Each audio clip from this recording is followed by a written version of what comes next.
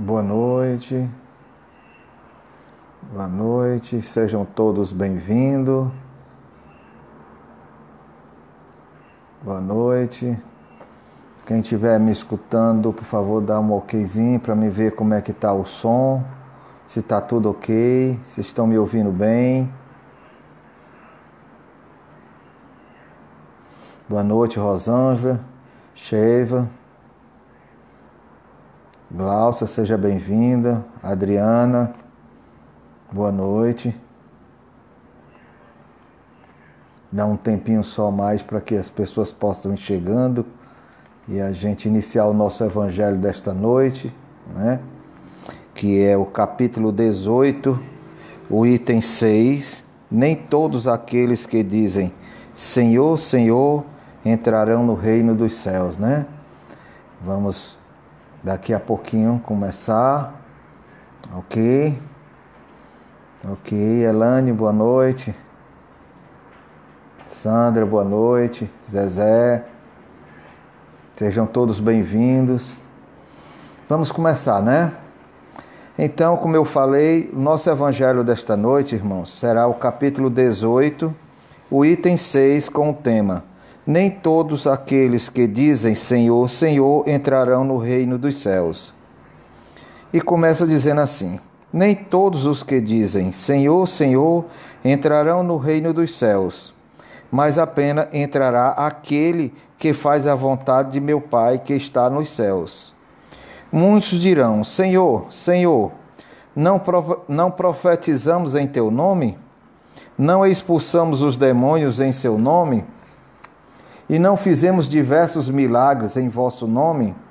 Então lhes direi em voz alta: Afastai-vos de mim, vós que cometeis atos de iniquidade. Então, meus irmãos, começando o comentário de hoje, a gente, ainda hoje, muitos pensam que sendo batizado, frequentando os templos religiosos, repetindo orações, confiando no valor mágico das palavras, terão direito a um bom lugar após a morte. Muitos pensam que por serem médium, exercendo a sua mediunidade uma vez por semana em um grupo de mediúnico, já possuem o direito de ter um bom lugar após a morte. Assim como religiosos que estão em atividades neste viver, pensam que já estão protegidos. Mas quando algo acontece no seu trajeto, como uma doença ou qualquer dificuldade surge na caminhada, começa a se lamentar. Como pode? Faço tanto e é isso que mereço. A esses e muitos outros, meus irmãos, que pensam que fazer favor a Deus no cumprimento de alguns deveres, refere-se Jesus, alerta-os bem como aos bem-intencionados, que cumprir deveres na terra é o mínimo que se pode fazer para facilitar a convivência entre os homens. Quer dizer, ele não está fazendo nenhum favor a Deus, está fazendo um favor a ele mesmo, a si próprio. É preciso desenvolver as qualidades nobres que todos trazemos dentro de nós, purificando-se através das experiências que vivemos. Chegar ao final de cada existência melhor do que estarmos ao renascer, torna-nos uma pessoa melhor. Para isso, rótulos acadêmicos, né? Rótulos sociais, rótulos religiosos, não são valorizados na contabilidade divina. Nessa, o que conta é o esforço de sentir, pensar e fazer sempre o bem. Mas não o bem egoístico, mas o bem que não cause nenhum problema e nem prejudique nem a si nem aos outros. Jesus refere-se aos que se dizem cristãos nas palavras, nas oportunidades de engrandecer-se, nos atos exteriores, aos fariseus e os saduceus do seu tempo e hoje, porque eles ainda existem inseridos nas instituições de hoje, como sociais, religiosas, profissionais dificultando as ações das pessoas sinceras, de boas intenções, que procuram buscar esse crescimento através das suas bondades, das suas ações, das suas caridades. Jesus veio à Terra para ensinar o caminho que leva essa humanidade a transcender a condição humana, para viver um reino de paz e amor, vivendo tudo que ensinou e está constituído em guia e modelo para todos. Não importa a nacionalidade, não importa a crença, não importa a raça, nada disso tem valor. Tem valor são os nossos valores espirituais, nossos valores morais. Seus ensinos sobre quais formas se apresentam são a base do bom relacionamento entre todos nós. Apesar das dificuldades de usos e costumes, ele nivela todos os homens no mesmo estilo de perfeição e felicidade. Assim, ser cristão é aceitar no íntimo de si mesmo, cada um dentro de si, um Deus perfeito, um Pai de todos, sem discrição, sem privilégio, um Pai justo, sábio e bom, com absoluta bondade interior. É sacrificar-se, combater suas imperfeições, seu orgulho, seu egoísmo, sua cupidez, em favor do desenvolvimento em si da humanidade, do altruísmo, do desapego aos bens materiais, usando sempre em favor de muitos, não só de si próprio e da própria família. Afinal de contas, nós somos uma família universal, não uma família restrita. É simples, despretensioso, alegre, confiante em Deus, os homens e em si, porque sabe que todos são perfectivos, porque o mal é um fruto da imperfeição humana, da imperfeição espiritual, portanto provisório, podendo ser erradicados da mente e do coração de todos nós. Não esperais dobrar a justiça de Deus pelas multiplicidades das palavras e de vossas genuflexões. A única via que está aberta para alcançarmos a graça em sua presença é a prática da sinceridade da lei de amor e caridade. Não basta somente os homens a identificação das causas dos desequilíbrios sociais e permanecer vagarosamente prostrado em discussões sociais, apontando denúncias, acusações, elaborações de projetos que nunca vão sair da prancheta para ganhar a prática. O tempo está chegando, mas para o trabalho, para as ações concretas e decididas, para que arregacemos as nossas mangas e realmente saiamos na produção do amor. Jesus, no seu diálogo com Pedro, ensinou o valor e a necessidade do perdão. E o que fazem as criaturas diante das intrigas e dos atritos? Falar de perdão é importante, mas muito mais importante é perdoar indistintamente.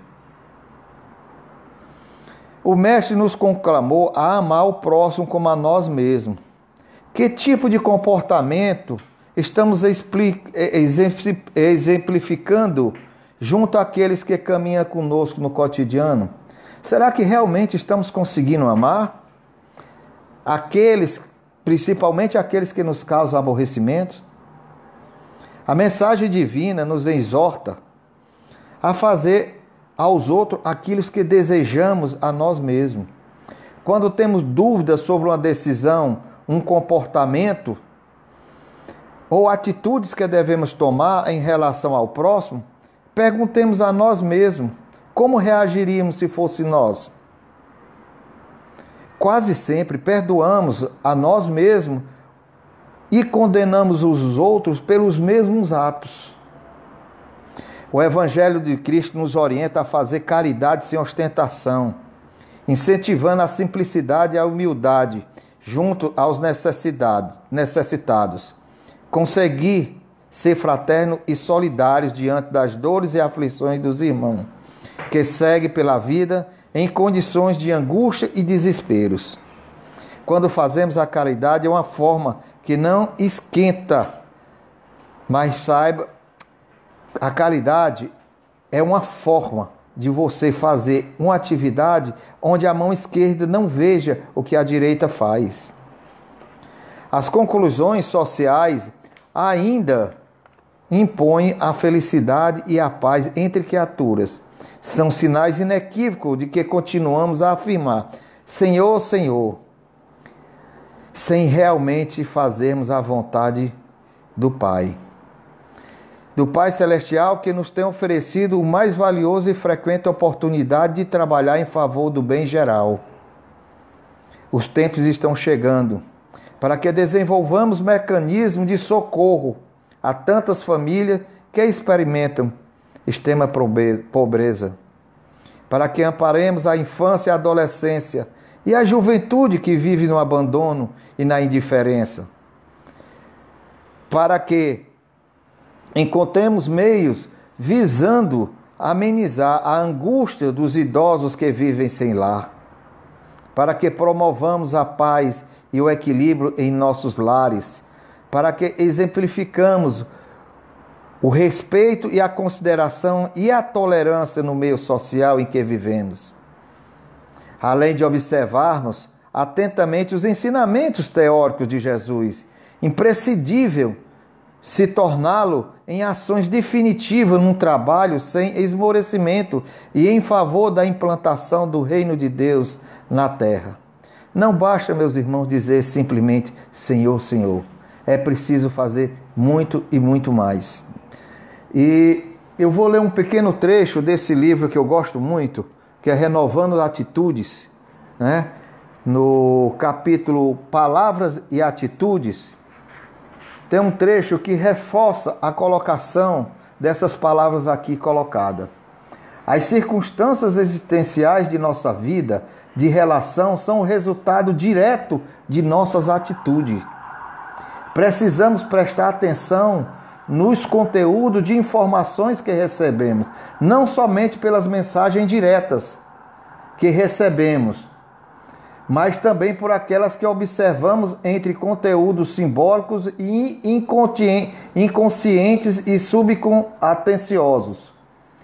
Na chamada comunicação, além da comunicação convencional, Jesus Cristo considerou a importância das palavras aliada ao crer, quando disse: não afeteis, orar muito em vossas preces, como fazem os gentios, que pensam ser pelas multidões de palavras que serão atendidos, né? Então quer dizer que quando nós nos colocamos em situações de só repetir, rezar, de que forma nós estamos rezando, né?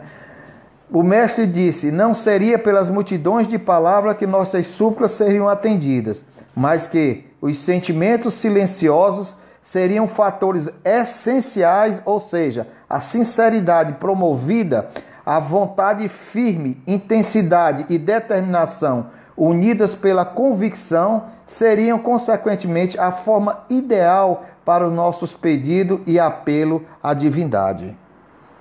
Jesus diz: Senhor, Senhor, não nos dará permissão para ingressar no reino dos céus, mas somente entrarão aqueles que fazem a vontade de meu Pai.